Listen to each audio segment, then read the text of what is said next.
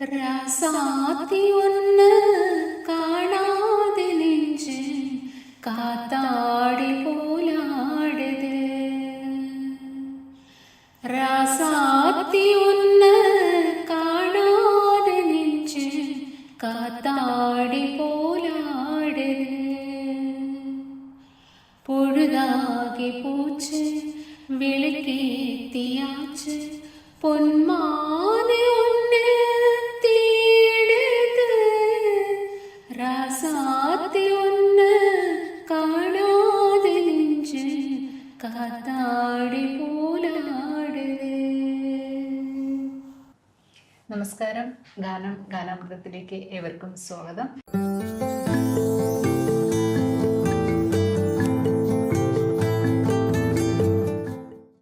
ഇന്ന് നമ്മളോടൊപ്പം നമ്മുടെ പ്രോഗ്രാമിൽ അതിഥിയായി എത്തിയിരിക്കുന്നത് ബിജിയാണ്. നമസ്കാരം ബിജി. ബിജി ഇവിടെ എന്ത് ചെയ്യുന്നു? ഞാൻ ട്രാവൽ ഏജൻസിയാണ്. പിന്നെ അതുകൂടാതെ ജോബുണ്ട്. ജോബിൻ്റെ ഒരു കോൺട്രാക്റ്റ് കഴിയാറായി. ഇപ്പം ബിസിനസ്സിലേക്ക് പോകണം. ട്രാവൽ ഏജൻസി പിന്നെ ചെറിയ കോൺട്രാക്റ്റ് വർക്ക്. അപ്പോൾ ആ ഒരു മേഖലയിലോട്ട് പോകാനാണ് താല്പര്യം. ഇപ്പോൾ ട്രാവൽ ഏജൻസിയാണ്. ഞാനും ബ്രദറും കൂടാണ് നടത്തുന്നത്. എവിടെയാണ്? കരാമലാണ് ഓഫീസ്. ഓക്കെ. അപ്പോൾ ഇവിടെ ഫാമിലി ഇവിടെ ഉണ്ടോ? ഫാമിലി മോളുടെ 10th ക്ലാസ് കഴിഞ്ഞ് ഹയർ സ്റ്റഡീസിന് നാട്ടിലോട്ട് പോയത്. പിന്നെ മോനും മോളുണ്ട്. പിന്നെ ഇളയത് മകൻ, അദ്ദേഹം 6ാം ക്ലാസ് വരെ ഇവിടെ പഠിച്ച് ഇപ്പം എല്ലാവരും നാട്ടിലാണ്. 2 മക്കളാണ്. 2 മക്കള്. ഓക്കെ. അപ്പോൾ നമുക്ക് ആദ്യം ഒരു പാട്ടിലേക്ക് പോയാലോ? നമ്മൾ പ്രവാസികൾ എപ്പോഴും നമ്മുടെ നാടിനെ കുറിച്ച് സ്വപ്നം കാണുകയും നാട്ടിൻ്റെ ഗ്രഹാതുരതയും ഓണവും ഒക്കെ ഉള്ളതാണ്. അപ്പം കേരളം എന്നുള്ളൊരു പാട്ട്. കേരളം കേരളം കേളികൊട്ടുയരുന്ന കേരളം കേളി കദംബം പൂക്കും കേരളം കേരളി സദനമാമൻ കേരളം കേരളം കേരളം കേളികൊട്ടുയരുന്ന കേരളം കേളി കദംബം പൂക്കും കേരളം കേരളി സദനമാമൻ കേരളം. കേരളത്തിലേക്ക് പോയ ഒരു ഫീലാണ് കേട്ടോ. ശരിക്കും നമ്മളിവിടെ നിൽക്കുമ്പോൾ നമുക്ക് ഈ പാട്ടുകളൊക്കെ കേൾക്കുമ്പോൾ ശരിക്കും നമ്മൾ നമ്മുടെ നാട്ടിലേക്ക് എത്തും അല്ലേ? അതെ, തീർച്ചയായിട്ടും. ഇതൊരു പ്രോഗ്രാമിനൊക്കെ ആദ്യമായിട്ട് പാടുന്ന പറ്റിയൊരു പാട്ടാണ്. പാടിയിട്ടുണ്ട്. ഇത് ശ്രീകുമാരൻ തമ്പി സാറിൻ്റെ രചന, പിന്നെ ജയറാം മാഷിൻ്റെ മാസ്മരിക സംഗീതം, ദാസേട്ടൻ്റെ മാസ്മരികമായ ആലാപനം. അതെ. അപ്പോൾ നമ്മൾ പഴയ ഈ പാട്ടുകൾ, ഇത്തരം പാട്ടുകളൊക്കെ കേൾക്കുമ്പോൾ ശരിക്കും നമ്മൾ നമ്മുടെ നാട്ടിലെ എത്തും ശരിക്കും പറഞ്ഞല്ലേ. പ്രത്യേകിച്ച് ഇവിടെ ഈ ഓണ പ്രോഗ്രാമൊക്കെ വരുമ്പോഴത്തേക്ക് എനിക്ക് തോന്നുന്നു എല്ലാവരും പാടുന്ന ഒരു പാട്ട് തന്നെയാണത്. അപ്പോൾ ഇവിടെ പ്രോഗ്രാംസ് ഒക്കെ ചെയ്യാറുണ്ട്? കൂടുതലും ആങ്കറിങ് മേഖലയിലുണ്ട്.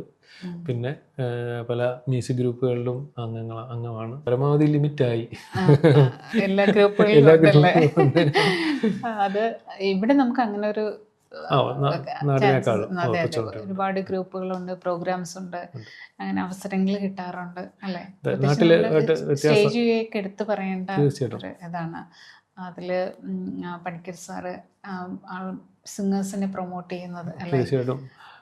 അദ്ദേഹത്തിന്റെ വീട്ടിൽ ആ ഒരു സ്വാതന്ത്ര്യം എല്ലാ ആഴ്ചയും ഉണ്ടല്ലോ. എല്ലാ ആഴ്ചയും എല്ലാ സിംഗേഴ്സിനെയും പ്രോത്സാഹിപ്പിക്കാന്ന് പറയുന്നത്.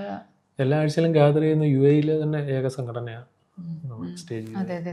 എല്ലാം ഈ ഒക്കേഷൻസ് വരുമ്പോഴാണല്ലോ. അതെ.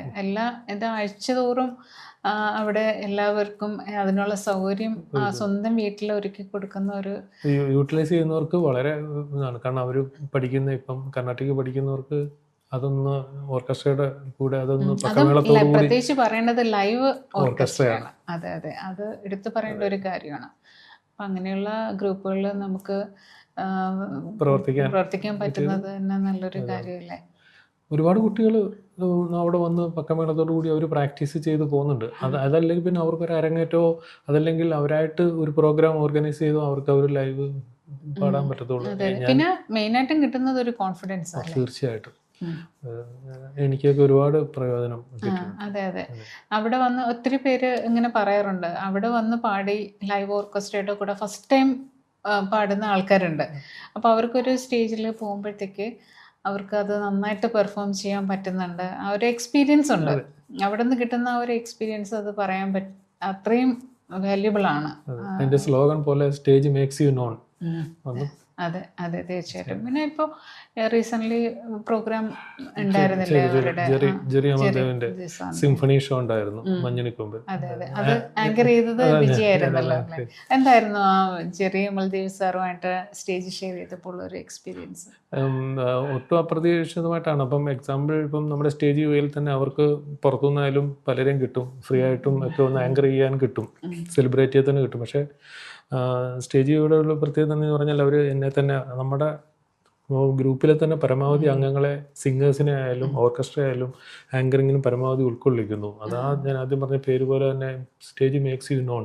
അപ്പോൾ ഇത്രയും വലിയൊരു ലെജൻസിൻ്റെ മുമ്പിൽ നിന്ന് ഞാൻ നേരത്തെ സർഗസംഗമം എന്നൊരു പ്രോഗ്രാം നമ്മുടെ മറ്റൊരു ഒരു ഇന്ത്യൻ മ്യൂസീഷ്യൻ ഫോറത്തിന് വേണ്ടി നാട്ടിൽ ചെയ്തപ്പം പിന്നെ ഔസഫ് ബച്ചൻ സാറായിരുന്നു അന്ന് മുഖ്യാതിഥി. അദ്ദേഹത്തിൻ്റെ വേദിയിൽ പ്രോഗ്രാം ചെയ്യാൻ കിട്ടിയിരുന്നു. അതിനുശേഷം കിട്ടുന്നത് ഇപ്പോഴാണ്. എല്ലാവരും പറഞ്ഞ പോലെ ഒരു വലിയ പേടിയൊന്നും ഇല്ലായിരുന്നു. അദ്ദേഹം വളരെ ക്ലോസ് ആയിരുന്നു. പ്രോഗ്രാം അങ്ങോട്ട് മുന്നോട്ട് പോകും തോറും ആൾക്കാർക്കെല്ലാം നല്ല ഇഷ്ടപ്പെട്ടു. പിന്നെ പാട്ടുകൾ പെട്ടെന്ന് തീർന്നു, ഇനിയും ഒരുപാട് പാട്ടുകൾ ഉൾക്കൊള്ളിക്കണമായിരുന്നു എന്നാണ്. പ്രീതം ഉണ്ടായിരുന്നു, ഞാനും അതില് അംഗമായിരുന്നു. പക്ഷെ അത് വലിയൊരു എക്സ്പീരിയൻസ് തന്നെയായിരുന്നു. അത് മാത്രമല്ല, ജെറി മൽദേവ് സാറ് ആ പ്രോഗ്രാമിന് മാത്രമല്ല നമ്മളോടൊപ്പം റിഹേഴ്സലിന് ഉണ്ടായിരുന്ന ഒരു അനുഭവം എന്ന് പറഞ്ഞു കഴിഞ്ഞാൽ അത് എടുത്തു പറയേണ്ടതാണ്. കാരണം അത്രയും വലിയൊരു ആള് വന്നിട്ട് ഈ എല്ലാവരെയും 2 ദിവസം പ്രോഗ്രാമിന് 2 ദിവസം റിഹേഴ്സൽ ഉണ്ടായിരുന്നു സാറിന്റെ. അതൊക്കെ നമുക്ക് കിട്ടിയ ഒരു ഭാഗ്യമാണ്. അതൊക്കെ ഇവിടെയും നമുക്ക് അതൊക്കെ കിട്ടുള്ളൂ ശരിക്കും പറഞ്ഞാൽ. അത് നല്ലൊരു പ്രോഗ്രാം ആയിരുന്നു. അപ്പൊ അതിൽ ആങ്കർ ചെയ്യാൻ ബിജിക്ക് പറ്റിയത് ഒരു ഭാഗ്യം, ജീവിതത്തിൽ ഒരു വലിയ ഭാഗ്യമായിട്ട് തന്നെ കണക്കാക്കുന്നു. നാട്ടിലായിരുന്നു, പ്രോഗ്രാമിന് 4 ദിവസത്തേക്ക് മുമ്പാണ് വന്നത്. അപ്പം ഇരുന്ന് സോങ്സിന്റെ ഡീറ്റെയിൽസും സാറിന് ആ പാട്ടിന്റെ ഉള്ള എക്സ്പീരിയൻസും ഒക്കെ ജനങ്ങളിലേക്ക് എത്തിക്കുന്ന ഒരു ചാറ്റ് ഷോ പോലാണ് അത് പൊയ്ക്കൊണ്ടിരിക്കുന്നത്. അങ്ങനെ ഡീറ്റെയിൽസുകൾ ഇപ്പം സാറിന് ചില പാട്ടുകളെ കുറിച്ച് പറയേണ്ടതുണ്ടാകാം, പറയാൻ പറ്റാത്തതുണ്ടാകാം. അപ്പൊ അതെല്ലാം ഒന്ന് സിങ്ക്രണൈസ് ചെയ്ത് എന്ത് ചോദിക്കണം. പലരും ലൈവ് ഫേസ്ബുക്കിൽ ലൈവും പോകുന്നുണ്ടല്ലോ. അപ്പൊ നമുക്ക് അവിടെ ഒരു എഡിറ്റിങ്ങിനൊന്നും ഒരു ഓപ്ഷൻ വരുന്നില്ല. പലരും ലൈവ് ഇട്ടിട്ടുണ്ടായിരുന്നു. അപ്പൊ അന്നേരം ലൈവ് പോയി കഴിഞ്ഞാൽ പിന്നെ നമുക്കൊന്നും പറ്റില്ല. അപ്പൊ അതുകൊണ്ട് വളരെ ശ്രദ്ധിച്ചാണ് പ്രോഗ്രാം ചെയ്തത്.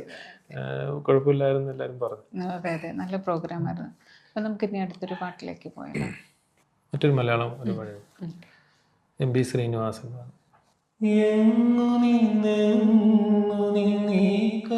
തട്ടിയിലേ കുങ്കുമവർണ്ണം പകർന്നു, എന്നു നിന്നീ കവിൾ തട്ടിയിലേ കുങ്കുമവർണ്ണം പകർന്നു, മാതളപ്പൂക്കളിൽ നിന്നു മലർവാക തളിർത്തതിൽ നിന്നു പാറി പറന്നു പോ എൻ കിളിത്തത്തൻ പാടലമാം ചുണ്ടിൽ നിന്നോ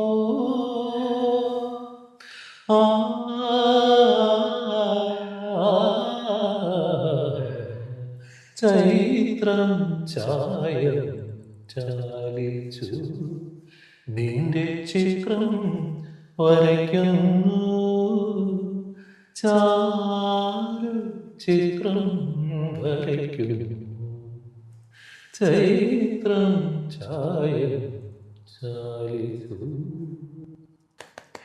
വളരെ പഴയ ഒരു പാട്ടാണല്ലേ, നല്ലൊരു ഫീലുള്ള ഒരു പാട്ടാ. വളരെ നന്നായിട്ട് പാടിയിട്ടോ ബിജി ഇത്. എം പി ശ്രീനിവാസൻ ദാസേട്ടന് ഫസ്റ്റ് പാട്ട് കൊടുത്ത ആളാ.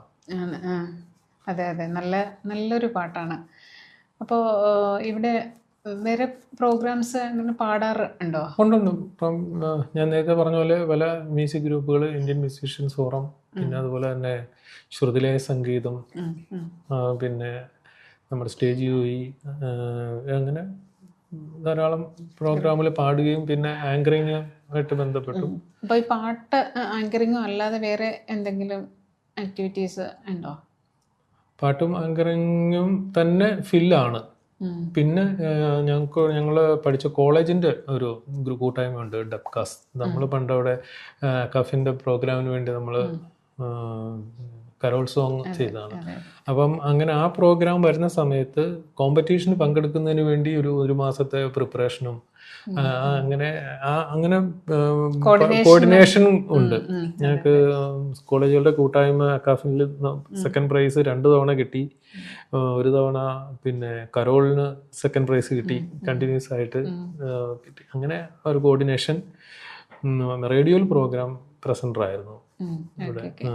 അതുപോലെ ഡബിംഗ് അങ്ങനെ അതെ അതെ, വോയിസ് ഓവർ ആർട്ടിസ്റ്റും കൂടെ. ഇപ്പൊ നാട്ടിൽ നമ്മുടെ ക്ഷേത്രത്തിലെയും മറ്റ് സ്ഥാപനങ്ങളുടെയൊക്കെ ഇനാഗുറേഷൻസും ഉത്സവവും സപ്താഹവും ഒക്കെ വരുമ്പം അവര് നോട്ടീസ് അയച്ചു തരത്തുള്ളൂ. അപ്പം അതിന് വേണ്ട മെയിലും ഫീമെയിലും വോയിസ് എടുത്തിട്ട് ഫീമെയിലിന്റെ നാട്ടിൽ നിന്ന് എടുക്കും. ഇവിടുന്ന് മെയില് ഞാൻ ചെയ്തിട്ട് അയച്ചു കൊടുക്കും. അവിടുന്ന് ഫീമെയിലും ചെയ്തിട്ട് ഞാൻ സോങ്സും അതിന്റെ സീക്വൻസിൽ വരുന്ന സോങ്സിന്റെ ഇത്ര യൂട്യൂബിൽ ഇത്ര സെക്കൻഡിൽ ഇത്രാമത്തെ വരി മുതൽ ഇത്രാമത്തെ വരി എന്നൊരു പ്രത്യേകം എഴുതി അവിടെ കൊടുക്കും. പിന്നെ മെയിൽ വോയിസ് മാത്രം വേണ്ടത് അവിടെ നാട്ടിൽ മിക്സ് ചെയ്യും. അപ്പൊ ചില ക്ഷേത്ര കമ്മിറ്റിക്കാർക്ക് ഫീമെയിലും വേണം. അപ്പം നാട്ടിൽ അത് സ്ഥിരമായിട്ട് ചെയ്യുന്നവരുണ്ട്. അപ്പൊ ഇവിടെ അത്രയും എക്സ്പീരിയൻസ് ഉള്ളവരെ നമുക്ക് കിട്ടത്തില്ല. അപ്പം അത് അന്നേരം ഞാൻ ഡ്രൈ വോയിസ് അയച്ചു കൊടുക്കും. പിന്നെ മെയിൽ മാത്രം മതി, മറ്റു ഡിമാൻഡ് ഒന്നും ഇല്ലെങ്കിൽ ഇവിടെ തന്നെ പല സ്റ്റുഡിയോയിലും പ്രവീണിന്റെ സദ്ഗമയിലും ഒക്കെയാണ് കൂടുതലും ചെയ്യാറുള്ളത്. അങ്ങനെയുണ്ട്. പിന്നെ റേഡിയോയിൽ വർക്ക് ചെയ്തിരുന്നു 2 വർഷം. ഇവിടെ വോയിസ് ഓഫ് കേരള 115 AM എന്ന് പറഞ്ഞ സ്റ്റേഷനിൽ എവറി സാറ്റർഡേ. അത് പാട്ടുപെട്ടി എന്നുള്ളൊരു ഷോ ആയിരുന്നു. അപ്പം ഇത് മ്യൂസിക് ഡയറക്ടേഴ്സിന്റെ ലൈഫിലൂടെ ഒരു യാത്ര. അപ്പം അതിനിടയ്ക്ക് അവരുടെ പാട്ടുകൾ പ്ലേ ചെയ്തു, പറഞ്ഞിട്ട് പാട്ടുകൾ ചെയ്യുന്നു. പിന്നെ പലരും ഫോണിൽ എടുക്കുമായിരുന്നു. പിന്നെ റിക്വസ്റ്റ് വരുമായിരുന്നു. അപ്പൊ റിക്വസ്റ്റ് ഒക്കെ നമ്മൾ വേണമെന്നൊക്കെ അങ്ങനെ ഒരു 2 വർഷം ചെയ്തു. പിന്നെ 2 വർഷത്തെ ഒരു കോൺട്രാക്ട് ആയിരുന്നു അത്.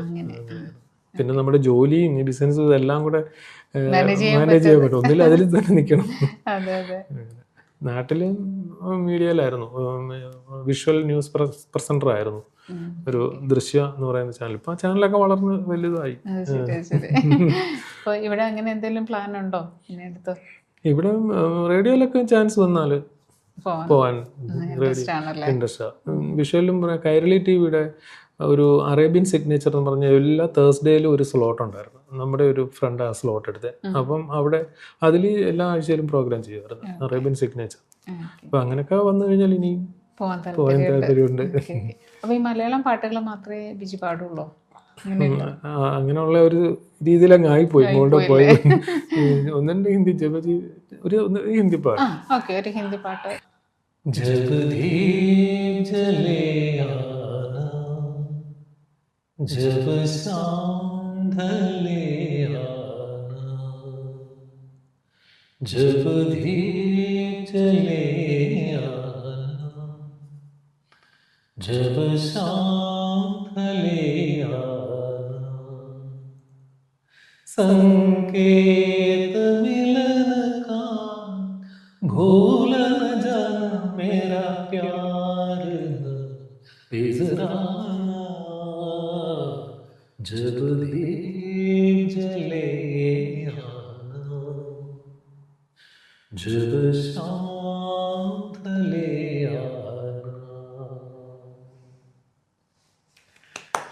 ഹിന്ദി പാടാൻ പറ്റും. നന്നായിരുന്നു വിജയ്.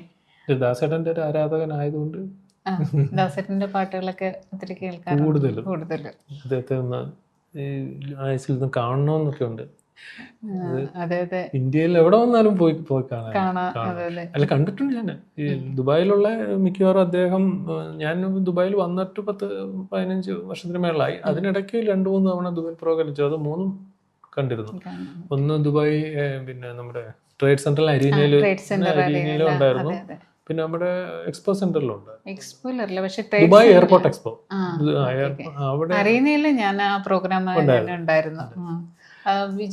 വിജയ് യേശുദാസും ഉണ്ടായിരുന്നു. അതെ അതെ അതെ, പ്രോഗ്രാം കണ്ടിട്ടുണ്ടായിരുന്നു. പിന്നെ കച്ചേരിയും കേട്ടിട്ടുണ്ട്. കച്ചേരി അന്ന് എൻ്റെ കൊച്ചുനാളിൽ ചവറ അവിടെ വിജയ ഗ്രൂപ്പ് ഓഫ് ഹോട്ടൽസിൻ്റെ മുതലാളി വിജയൻ പിള്ളയാണ് അദ്ദേഹം. പിന്നെ ചവറയിൽ അദ്ദേഹത്തിൻ്റെ കുടുംബക്ഷേത്രത്തിൽ ദാസേട്ടനെ കൊണ്ടുവന്നു. അപ്പം ഞങ്ങളൊരു 20 കിലോമീറ്റേഴ്സ് ഏവയാണ് ചവറ ഞങ്ങളുടെ വീട്. അപ്പം ഒരു പയ്യ അന്ന് ഞാൻ ഡിഗ്രിക്ക് പഠിച്ചുകൊണ്ടിരിക്കുക, ശാസ്ത്രമോട്ട കോളേജ് പഠിക്കുന്നുണ്ട്. അപ്പം ഒരു പറഞ്ഞു നമ്മൾ ദാസേട്ടൻ്റെ കച്ചേരി. ഞാൻ പറഞ്ഞു എവിടെ? അപ്പോൾ ഇന്നടുത്ത് പോയാലോ? അപ്പോൾ വണ്ടി എടുത്തു. നാട്ടിൽ ഞങ്ങള് കൊല്ലം ജില്ലയാണ്. കൊല്ലം ജില്ല കരുനാഗപ്പള്ളി ഓച്ചിറ. കരുനാഗപ്പള്ളി ഓച്ചിറയ്ക്ക് ഇടയ്ക്ക് കിഴക്ക് സൈഡ്, ഓവാക്കാവിന്ന് കിഴക്കോട്ട്. പ്രോപ്പർ സ്ഥലം പാവുമ്പ എന്നാണ്. ബിജി പാവുമ്പ എന്ന് ഫേസ്ബുക്കിലൊക്കെ. വീട്ടില് വേറെ ആരെങ്കിലും പാടുവോ? വീട്ടില് പിന്നെ എൻ്റെ മകള് പാട്ട് പഠിക്കുന്നുണ്ടായിരുന്നു.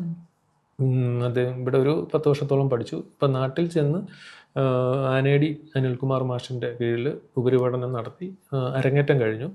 അരങ്ങേറ്റം കഴിഞ്ഞതിന് ശേഷം പിന്നെ ഒരു പ്രോഗ്രാം കിട്ടി, ബുക്കും കിട്ടി. അതിനുശേഷമാണ് പിന്നെ ഈ ഇപ്പം ഹയർ സ്റ്റഡീസിന് വേണ്ടി CA ചെയ്യണമെന്ന് പുള്ളിക്കാരി ആഗ്രഹം. അങ്ങനെ ഫൗണ്ടേഷൻ പാസ്സായിട്ട് ഇപ്പം ഇൻ്ററിന് ചേർന്നു. അപ്പം മ്യൂസിക് അതൊന്ന് ഇങ്ങനെ ചെറുതായിട്ടൊന്ന് സ്റ്റോപ്പ് ചെയ്തിരിക്കുകയാണ്. കഴിഞ്ഞ ദിവസം ഞാൻ ചെറുതായിട്ടൊന്ന് പറഞ്ഞു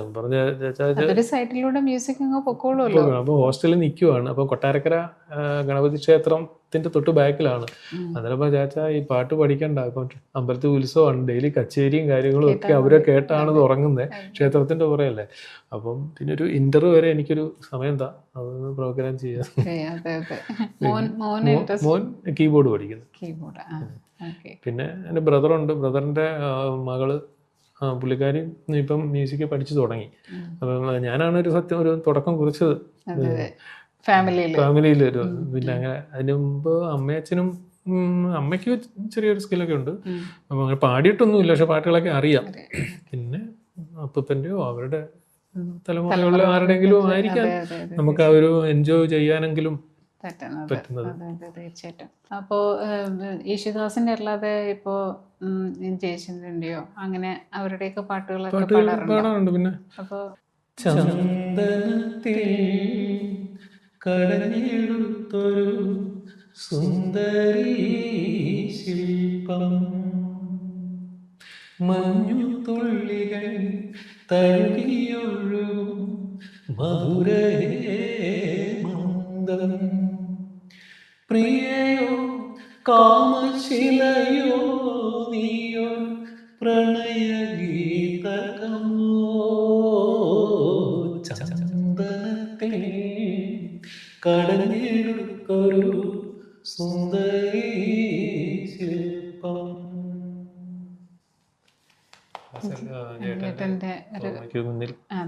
പ്രണാമം കൂടി അർപ്പിക്കുന്നു. ചേട്ടന്റെ ഒരു നല്ലൊരു പാട്ടാണ്. കോളേജിൽ ഇന്നും കോളേജ് ക്യാമ്പസുകളിലും കോളേജിൽ നമ്മൾ ക്ലാസ് കഴിഞ്ഞുള്ള സമയങ്ങളിലൊക്കെ ഡെസ്കിലടിച്ച് പാടുന്ന ഒരു പാട്ട് തന്നെയാണ്. അതിനനുസരിച്ചാണ് ആ റിതും ആ ട്യൂണ് BGM വരെ നമ്മള് ഇട്ടിട്ട് പാടിക്കൊണ്ടിരുന്നത്. ഇപ്പോഴും അത്രയും ഹിറ്റായ ഒരു പാട്ടാണ്. ചേട്ടന്റെ നല്ലൊരു പാട്ടാണ്. അപ്പൊ ഇവിടെ താമസിക്കുന്നത് ഇവിടെ യൂണിയൻ മെട്രോ സ്റ്റേഷൻ്റെ അവിടെ അൽഗുറേർ സെൻട്രൽ ഷോപ്പിംഗ് മാളുണ്ട്, അതിന്റെ തൊട്ട് ഓപ്പോസിറ്റ് ആയിട്ട്. അപ്പം ആ ഏരിയയിലാവുമ്പം ഷാർജയ്ക്കും ദുബായിലും ഒക്കെ പോകാനുള്ള. അപ്പോ ഇനി നമുക്ക് ഒരു പാട്ട് കൂടെ പാടാം. നേരത്തെ പറഞ്ഞ പ്രവാസികളെ സംബന്ധിച്ചിടത്തോളം നമ്മുടെ ബന്ധുക്കളും പിന്നെ ഭാര്യയും മക്കളും ഒക്കെ നാട്ടിലാണ്. അപ്പം അവർക്ക് വേണ്ടി അവര് നമ്മുടെ കൂടെ ഉണ്ടായിരുന്നെങ്കിൽ